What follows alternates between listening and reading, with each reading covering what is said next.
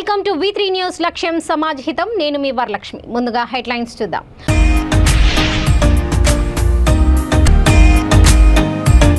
భద్రాద్రి రామయ్యను మోసం చేసిన సీఎం కేసీఆర్ పై చర్యలు తీసుకోవాలి. భద్రాచలం పోలీస్ స్టేషన్లో ఫిర్యాదు చేసిన ఎమ్మెల్యే పోదెం వీరయ్య.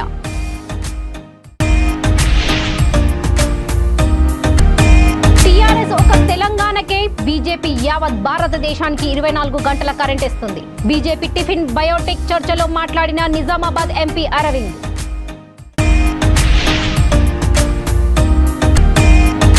ఇంకా ఆచూకీ తెలియని బీజేపీ నేత మిస్సింగ్ కేసు. సమాచారం ఇవ్వకుంటే పోలీస్ స్టేషన్ ఎదుట ఆత్మహత్య చేసుకుంటానన్న తిరుపతి రెడ్డి భార్య.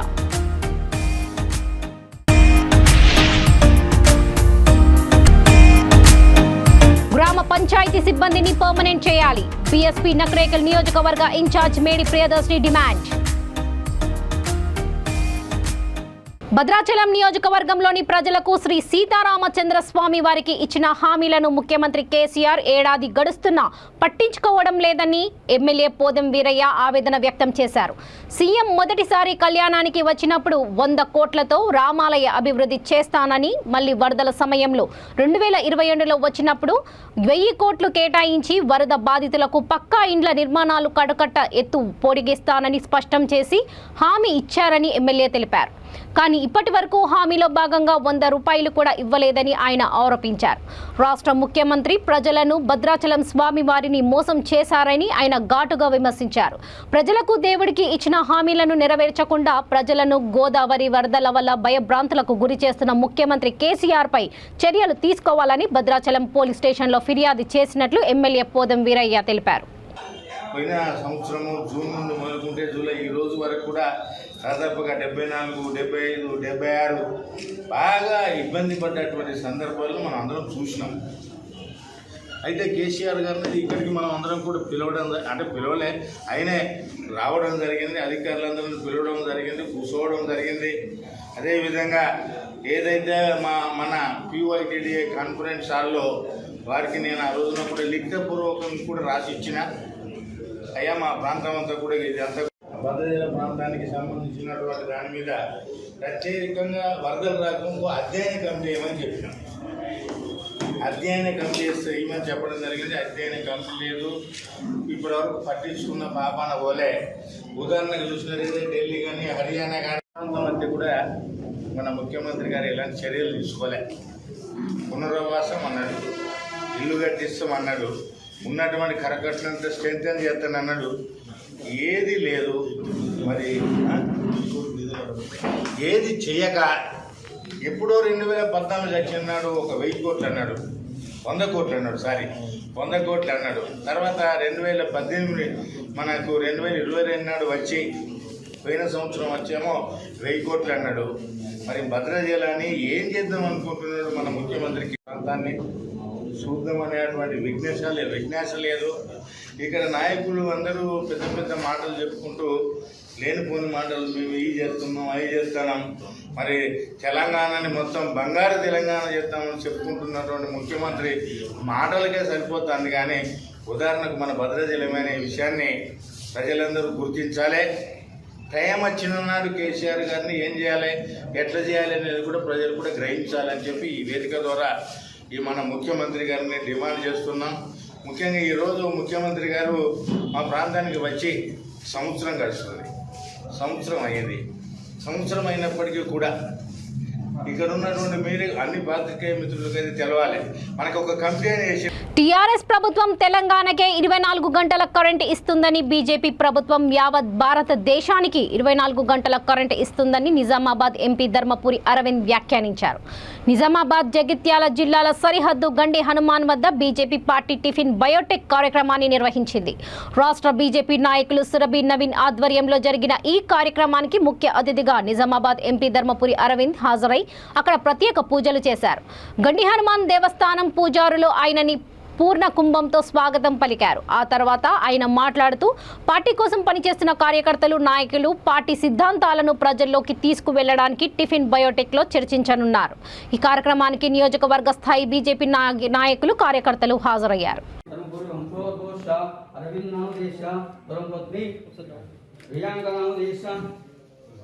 रुद्राक्षनामदेश समन्वयनामदेश सद्गुणानां क्षेमस्थ धैर्य अभय आरोग्य अभिवृद्धत्वं त्रिगण्डियं मां संपूर्ण अनुग्रह प्रसाद सिद्धत्वं अष्टोत्र भुजांकरिष्ये पुण्याल गोत्रोद्भवस्य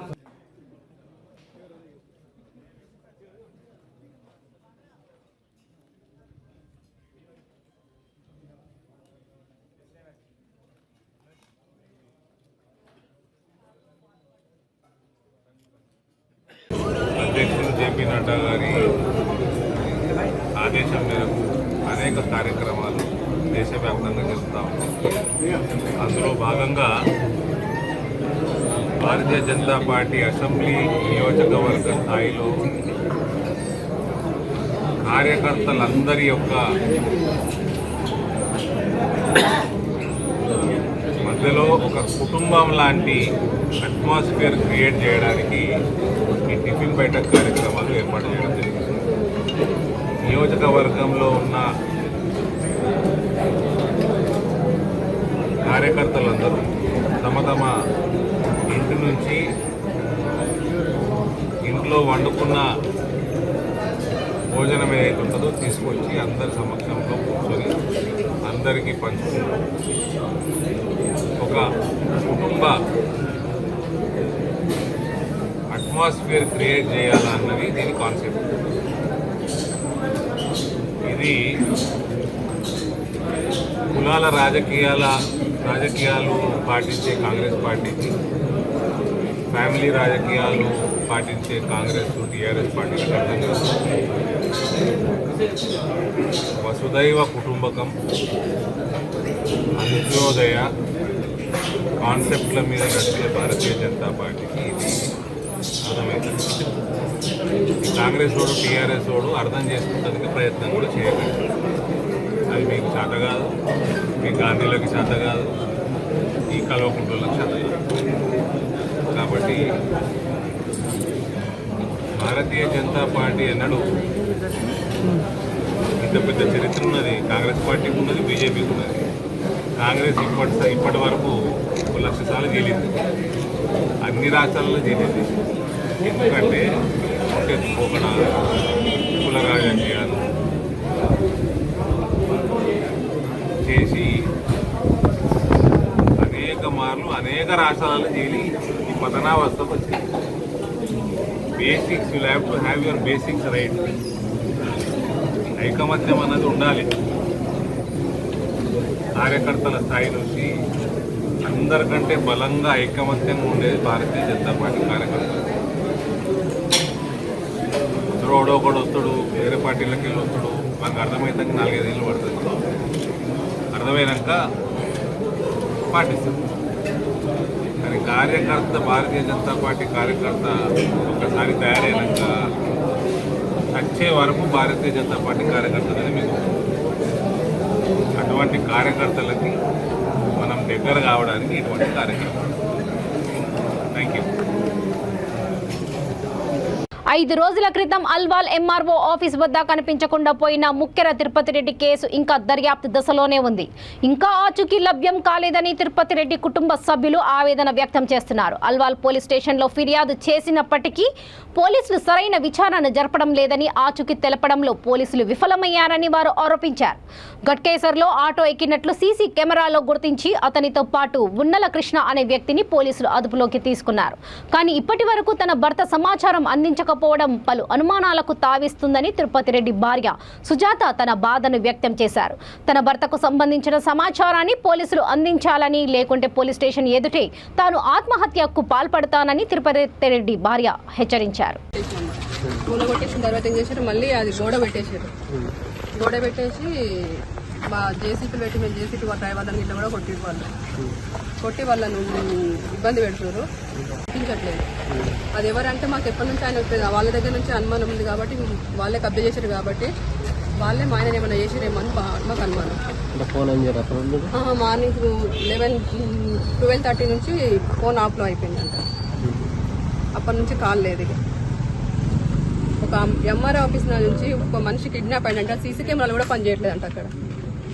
అది ఎంతవరకు న్యాయము, ఏం ప్రభుత్వం ఇది, ఏం కథ? పోలీసులు ఫిర్యాదు చేసిందా? చేసినాం, ఏమన్నా చూస్తామని చెప్పి ఆడ ఎంక్వైరీ చేస్తారంట. సీసీ కెమెరాలు కూడా పనిచేయట్లేదని చెప్తారు వాళ్ళు. సరే. గ్రామ పంచాయతీ కార్మికుల ఉద్యోగం పర్మనెంట్ చేసి వేతనాలు పెంచాలని బీఎస్పీ నకరేకల్ నియోజకవర్గ ఇన్ఛార్జి మేడి ప్రియదర్శిని కోరారు. కేతిపల్లి మండల ప్రజా పరిషత్ కార్యాలయం ముందు నిరసన తెలుపుతున్న పారిశుద్ధ కార్మికులకు వారు మద్దతు తెలిపారు. అనంతరం ప్రియదర్శిని మాట్లాడుతూ రాష్ట్ర వ్యాప్తంగా 50,000 మంది గ్రామ పంచాయతీ సిబ్బంది పనిచేస్తున్నారన్నారు. పారిశుద్ధ్య కార్మికులు, స్వీపర్లు, పంపు ఆపరేటర్లు, ఎలక్ట్రీషియన్లు, డ్రైవర్లు, కారుబోర్లు, బిల్ కలెక్టర్లు వివిధ కేటగిరీలో పనిచేస్తున్న పనికి తగ్గ వేతనాలు రావడం లేదన్నారు. గ్రామ పంచాయతీ సిబ్బందికి కేటగిరీ వారీగా వేతనాలు నిర్వహించాలని, కారోబార్ బిల్ కలెక్టర్లను సహాయ కార్యదర్శులుగా నియమించాలని వారు ప్రభుత్వాన్ని కోరారు. వెంటనే ప్రభుత్వం స్పందించి కార్మికులందరికీ కనీస వేతనం 19,500 రూపాయలు ఇవ్వాలని, ఆరోగ్య భద్రత కల్పించాలని, మల్టీపర్పస్ విధానాన్ని రద్దు చేయాలని ప్రభుత్వాన్ని డిమాండ్ చేశారు.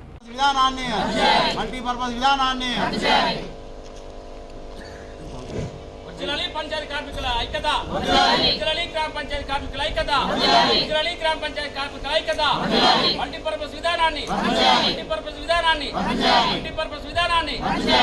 గ్రామ పంచాయతీ కార్మికుల ఐక్యత. ఉద్యోగులు చేపడుతున్నటువంటి ఈ సమ్మెకు బహుజన్ సమాజ్ పార్టీ తరఫున మద్దతు ప్రకటించడానికి ఈ రోజు మనం ఇక్కడికి రావడం జరిగింది.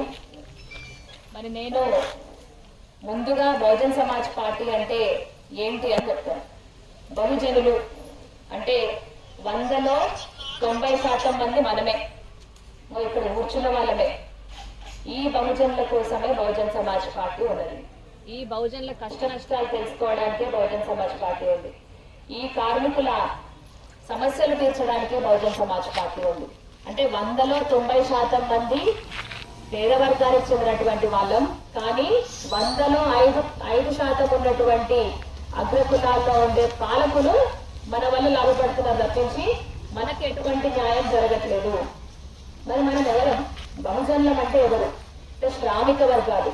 అంటే వీళ్ళు నిరంతరం కాయ కష్టం చేసుకుంటూ పొద్దున మొదలుకుంటే రాత్రి వరకు తమ కష్టాన్ని ముందు పెట్టుకొని దానితోటి వాళ్ళు పూట గడుపుతున్నటువంటి పరిస్థితి. అంటే తమ బిడ్డల్ని కష్టపడి చదివించుకోవడానికి కానీ దేనికైనా కానీ మనము కుల వ్యవస్థను చూసుకున్నట్లయితే బ్రాహ్మణులు, క్షత్రియులు, వైశ్యులు, శూద్రులు. ఇక్కడ మనం అందరం కూడా శూద్రులమే, అంటే శ్రామిక వర్గానికి చెందినటువంటి ప్రజలం మనం. మరి మనకి అన్యాయం ఎందుకు జరుగుతుంది? ఈ రోజు మనం ఇక్కడ ఈ సమ్మె చేయాల్సినటువంటి అవసరం ఏముంది? ఎందుకు మనము రోడ్ల మీదకి రావాల్సినటువంటి పరిస్థితి ఏర్పడుతుంది?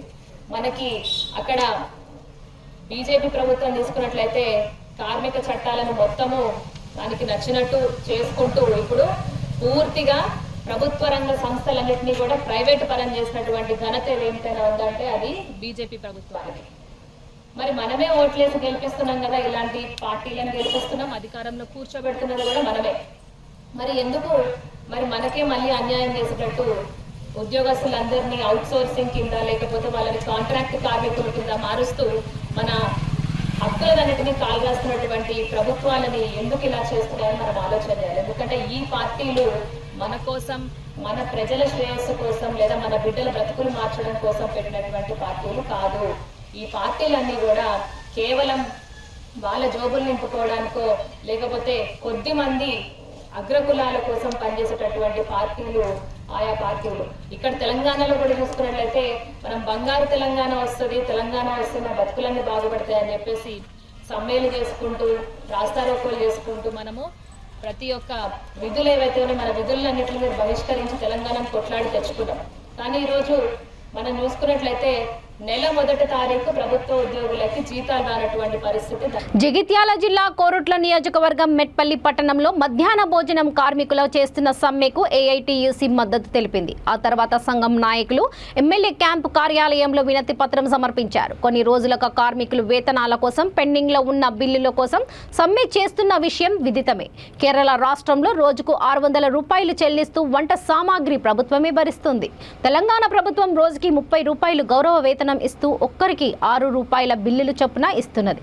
ప్రభుత్వం ప్రకటించిన 3,000 రూపాయల గౌరవ వేతనం పెండింగ్లో ఉన్న బిల్లులను వెంటనే మంజూరు చేయాలని కార్మికులు డిమాండ్ చేశారు. మధ్యాహ్న భోజన కార్మికురాలు మాట్లాడుతూ ప్రభుత్వ పాఠశాలలో పేద విద్యార్థులు చదువుకుంటున్నారని, కొన్ని రోజులుగా వంట వార్పు లేక పిల్లలు పస్తులు ఉంటున్నారని అన్నారు.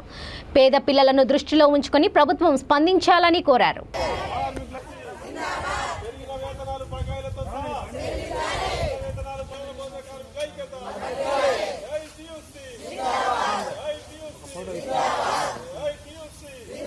చేతులు పైకెత్తాం మేము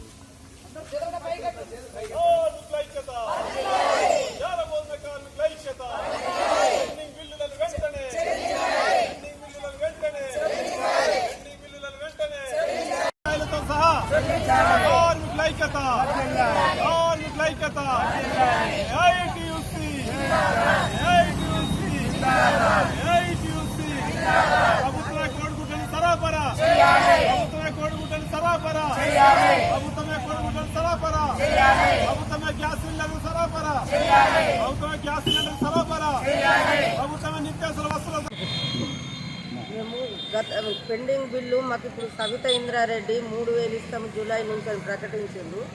కానీ ఇప్పుడు మేము పోయిన సంవత్సరం 2022 నుంచి ఏప్రిల్ నుంచే ఎమ్మెల్యే కేసీఆర్ ప్రకటిస్తే పాలాభిషేకం కూడా చేసినాం. ఇంకా ఇప్పటికీ ఆ బిల్లులు ఆపేసి ఇప్పుడు ఈ జూలై నెల నుంచి అంటే ఇట్లా మేము ఇట్లా 10 రోజుల నుంచి సమ్మె చేస్తుంటే మా పిల్లలు స్కూళ్ళల్లో ఎంత లేని పిల్లలే కదా వచ్చేది గవర్నమెంట్ స్కూల్కు, వాళ్ళు ఎంత కష్టపడుతుండ్రు, ప్రభుత్వ దృష్టికి ఎందుకు వస్తలేదు, మా గురించి ఎందుకు పట్టించుకుంటలేదు, మేము ఎట్లా ఇప్పుడు మా పరిస్థితి ఏంది. బకాయి బిల్లు కూడా కోడిగుడ్లు కూడా బిల్లు వేస్తుండ్రు, జనవరి ఫిబ్రవరి వేయలేరు, మార్చి ఏప్రిల్ ఇప్పుడు వేసింది. ఇది ఎట్లా మా పరిస్థితి. ప్రతి నెల మాకు బిల్లు రావాలా, పెండింగ్ బిల్లు అని రావాలా, వచ్చేదాకా మేము ఇదే సమ్మె చేస్తాం. గత సంవత్సరం కూడా 3,000 అని ప్రకటించి ఇప్పటి వరకు ఇవ్వలేదు. ఈ నెల ఎట్లా ఇస్తారు మీరు? ఆ సంవత్సరం బిల్లు కూడా మాకు రావాలా. మా పరిస్థితి ఏంది మీరు అర్థం చేయ. 1,000 రూపాయల మీద ఎవరు చేస్తారు? డైలీ 30 రూపాయలు అంటే ఎవరైనా కూలి వస్తుందా? కేరళ ప్రభుత్వం 600 ఇస్తుంది. మరి ఆ ప్రకారం కాకుండా కనీసం మా కష్టాన్ని గుర్తించి మాకు తగిన న్యాయం చేయమని మేము కోరుకుంటున్నాము. అంతేగాని మేము ఎక్కువ కావాలా, మాకు ఇంత డిమాండ్ అని మేము చేస్తలేము.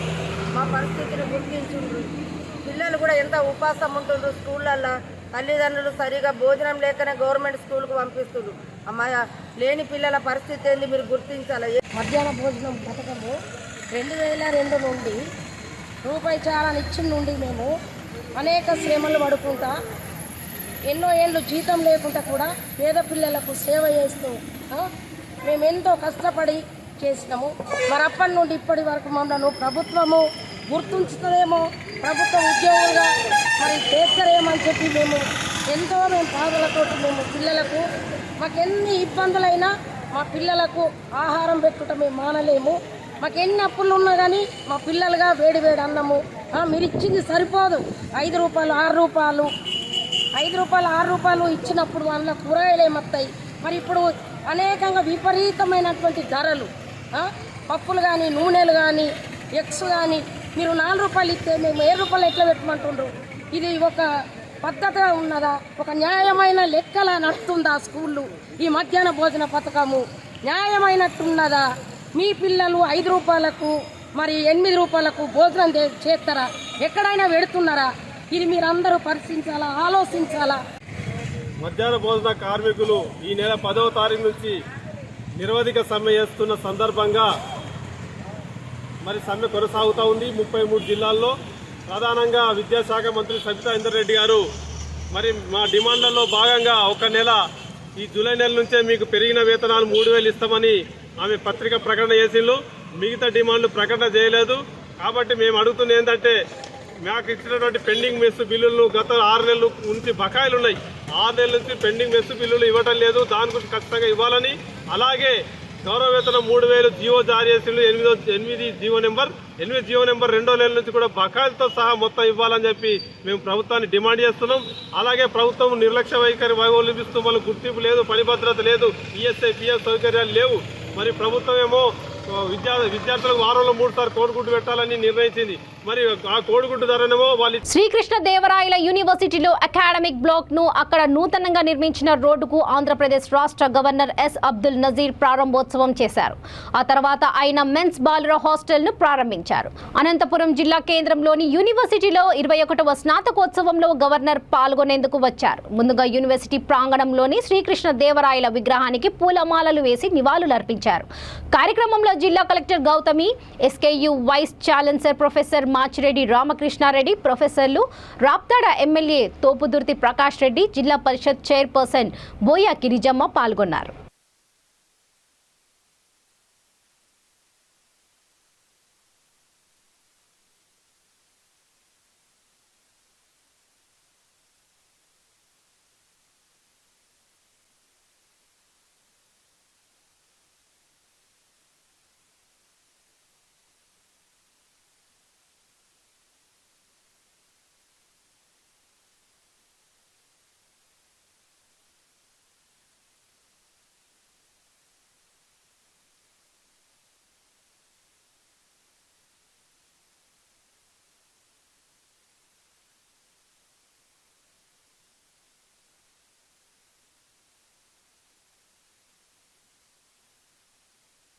విజయవాడ అవినిగడ్డ కరకట్టపై ఘోర ప్రమాదం చోటు చేసుకుంది.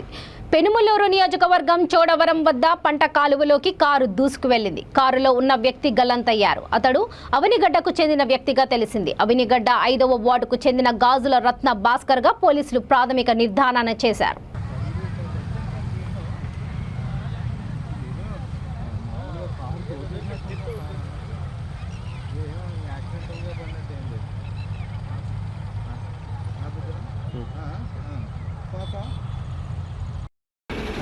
ఈరోజు తెల్లవారుజామున పెనమలూరు పోలీస్ స్టేషన్కి 100 నుంచి కాల్ వచ్చింది.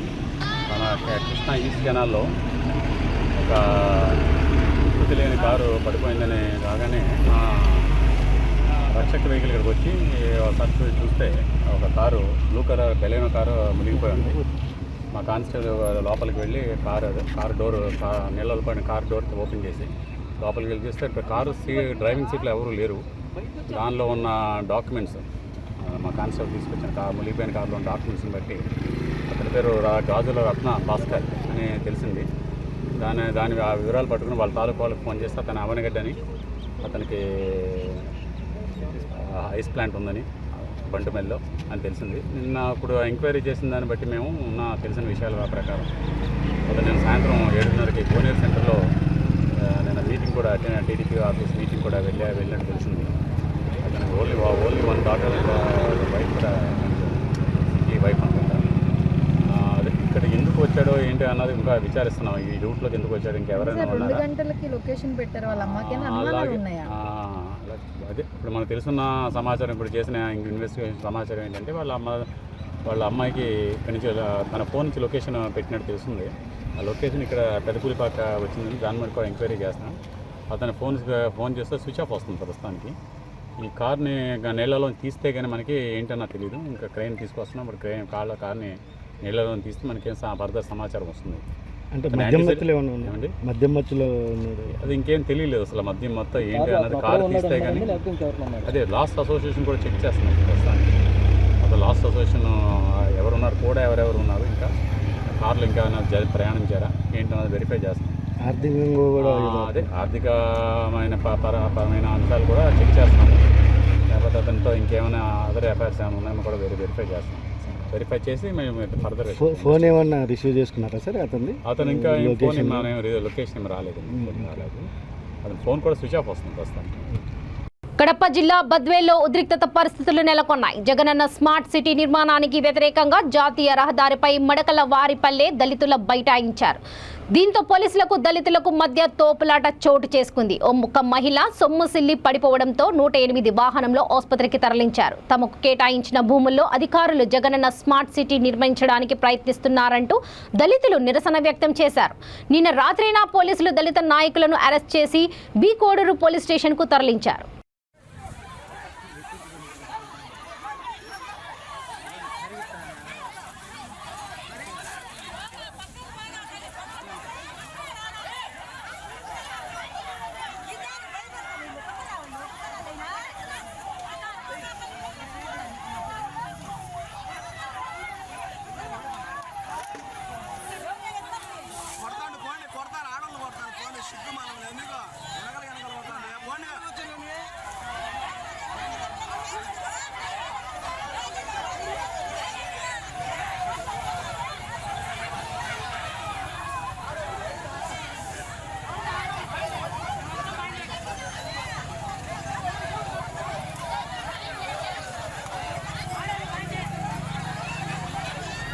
ఖమ్మం జిల్లా రఘునాథ్పాలెంలోని ఓ మద్యం దుకాణం వద్ద ఘర్షణ చోటు చేసుకుంది. మద్యం మత్తులో కొంతమంది యువకులు తమకు దొరికిన సామాగ్రితో కర్రలతో దాడులు చేస్తున్నారు.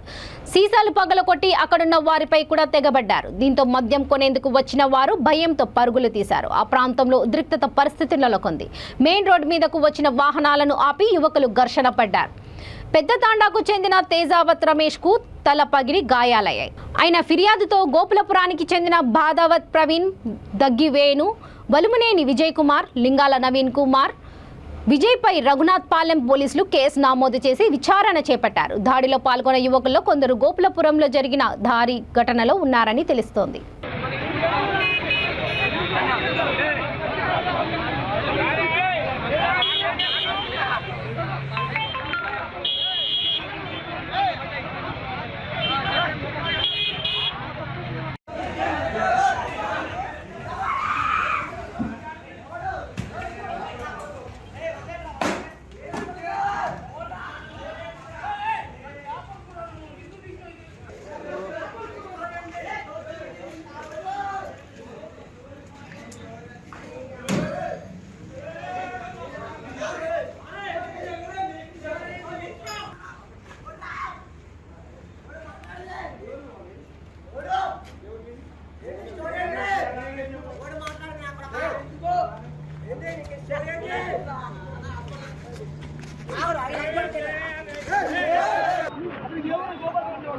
గోపాల్పురం బిర్యానీ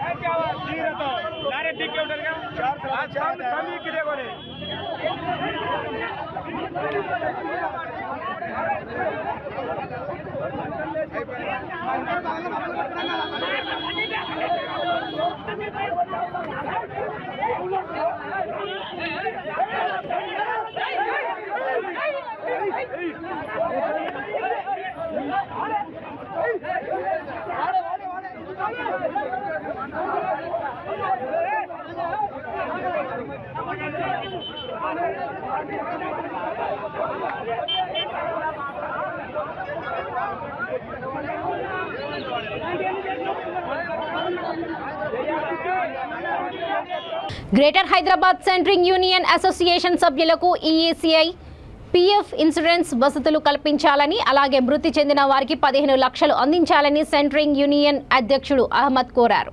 అలాగే అమావాస్య రోజున సెలవు కేటాయించాలని జూబ్లీహిల్స్ నియోజకవర్గం రహమత్ నగర్, హెచ్ఎఫ్ నగర్లో ఉన్న సెంట్రింగ్ యూనియన్ అసోసియేషన్ తరపున ప్రభుత్వానికి విన్నవించుకున్నారు. ఈ కార్యక్రమంలో ప్రెసిడెంట్ మొహమ్మద్ అహ్మద్, పి విఠల్, బంగారి రాజు గౌడ్, ఫారూక్ ముబీబ్, సంగమేష్, కోలన్ కృష్ణ, ఇతర యూనియన్ సభ్యులు పాల్గొన్నారు.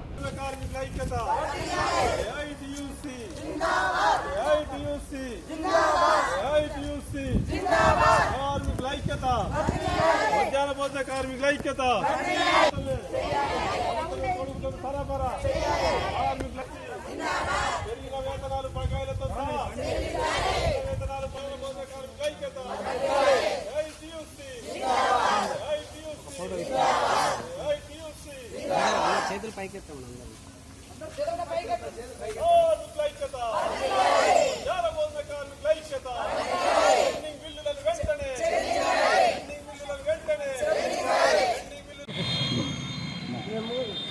పెండింగ్ బిల్లు మాకు ఇప్పుడు సవితా ఇంద్రారెడ్డి 3000 ఇస్తాము జూలై నుంచి అని ప్రకటించిండు. కానీ ఇప్పుడు మేము పోయిన సంవత్సరం 2022 నుంచి ఏప్రిల్ నుంచే ఎమ్మెల్యే కేసీఆర్ ప్రకటిస్తే పాలాభిషేకం కూడా చేసినాం. ఇంకా ఇప్పటికీ ఆ బిల్లులు ఆపేసి ఇప్పుడు ఈ జూలై నెల నుంచి అంటే ఇట్లా మేము ఇట్లా 10 రోజుల నుంచి సమ్మె చేస్తుంటే మా పిల్లలు స్కూళ్ళల్లో ఎంత లేని పిల్లలే కదా వచ్చేది గవర్నమెంట్ స్కూల్కు, వాళ్ళు ఎంత కష్టపడుతుండ్రు, ప్రభుత్వ దృష్టికి ఎందుకు వస్తలేదు, మా గురించి ఎందుకు పట్టించుకుంటలేదు, మేము ఎట్లా ఇప్పుడు మా పరిస్థితి ఏంది, బకాయి బిల్లు కూడా కోడిగుడ్లు కూడా బిల్లు వేస్తుండ్రు, రేపు జనవరి ఫిబ్రవరి వేయలేరు, మార్చి ఏప్రిల్ ఇప్పుడు వేసింది. ఇది ఎట్లా మా పరిస్థితి? ప్రతి నెల మాకు బిల్లు రావాలా, పెండింగ్ బిల్ అని రావాలా, వచ్చేదాకా మేము ఇదే సమ్మె చేస్తాం. గత సంవత్సరం కూడా 3000 అని ప్రకటించి ఇప్పటి వరకు ఇవ్వలేదు. ఈ నెల ఎట్లా ఇస్తారు మీరు? ఆ సంవత్సరం బిల్లు కూడా మాకు రావాలా? మా పరిస్థితి ఏంది మీరు అర్థం చేయ. 1000 రూపాయల మీద ఎవరు చేస్తారు? డైలీ 30 రూపాయలు అంటే ఎవరైనా కూలి వస్తుండ్రా? కేరళ ప్రభుత్వం 600 ఇస్తుంది. మరి ఆ ప్రకారం కాకుండా కనీసం మా కష్టాన్ని గుర్తించి మాకు తగిన న్యాయం చేయమని మేము కోరుకుంటున్నాము. అంతేగాని మేము ఎక్కువ కావాలా, మాకు ఇంత డిమాండ్ అని మేము చేస్తలేము. మా పరిస్థితిని గుర్తించుండ్రు. పిల్లలు కూడా ఎంత ఉపాసం ఉంటుండ్రు స్కూళ్ళల్లో. తల్లిదండ్రులు సరిగా భోజనం లేకనే గవర్నమెంట్ స్కూల్కు పంపిస్తున్నారు. మధ్యాహ్న భోజనం పథకము 2002 నుండి రూపాయి చాలా నిత్యం నుండి మేము అనేక శ్రమలు పడుకుంటా ఎన్నో ఏళ్ళు జీతం లేకుండా కూడా పేద పిల్లలకు సేవ చేస్తూ మేము ఎంతో కష్టపడి చేసినాము. మరి అప్పటి నుండి ఇప్పటి వరకు మమ్మల్ని ప్రభుత్వము గుర్తుంచుతుందేమో, ప్రభుత్వ ఉద్యోగులుగా మరి చేస్తారేమని చెప్పి మేము బాధలతోటి మేము పిల్లలకు మాకెన్ని ఇబ్బందులైనా మా పిల్లలకు ఆహారం పెట్టుట మేము మానలేము. మాకు ఎన్ని అప్పులు ఉన్నా కానీ మా పిల్లలుగా వేడి అన్నము మీరు ఇచ్చింది సరిపోదు. 5 రూపాయలు 6 రూపాయలు 5 రూపాయలు 6 రూపాయలు ఇచ్చినప్పుడు అందులో కూరగాయలు ఏమొస్తాయి.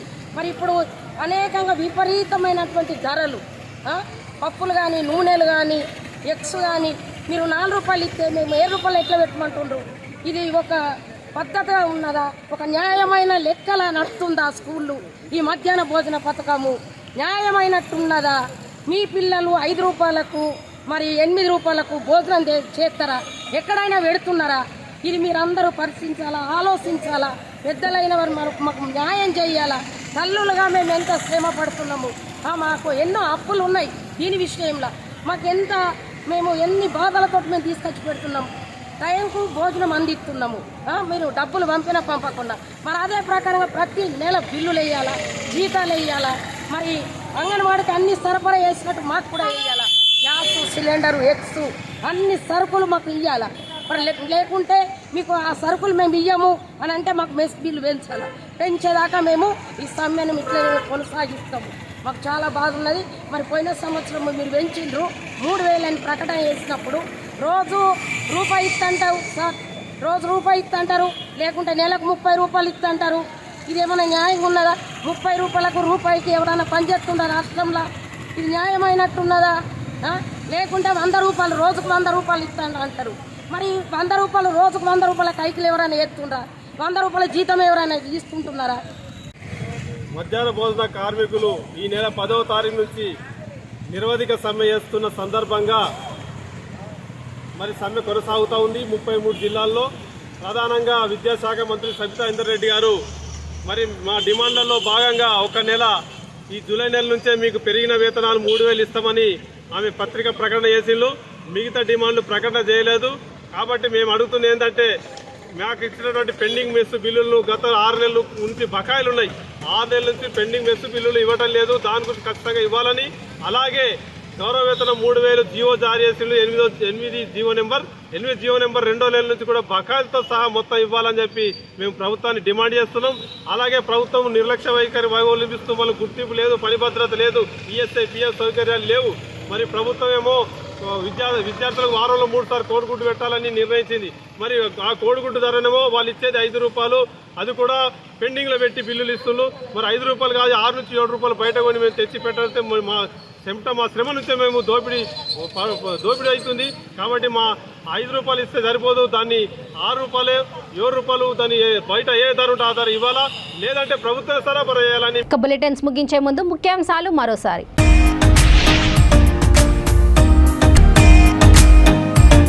భద్రాద్రి రామయ్యను మోసం చేసిన సీఎం కేసీఆర్ పై చర్యలు తీసుకోవాలి. భద్రాచలం పోలీస్ స్టేషన్లో ఫిర్యాదు చేసిన ఎమ్మెల్యే పోదెం వీరయ్య.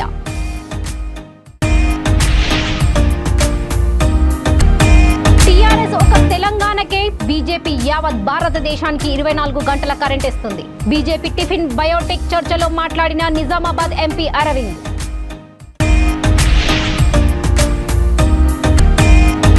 ఇంకా ఆచూకీ తెలియని బీజేపీ నేత మిస్సింగ్ కేసు. సమాచారం ఇవ్వకుంటే పోలీస్ స్టేషన్ ఎదుట ఆత్మహత్య చేసుకుంటానన్న తిరుపతి రెడ్డి భార్య.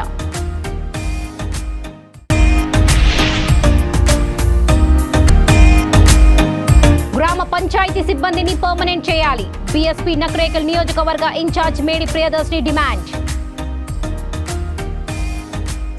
చూస్తూనే ఉండండి V3 న్యూస్, లక్ష్యం సమాజహితం. నమస్తే.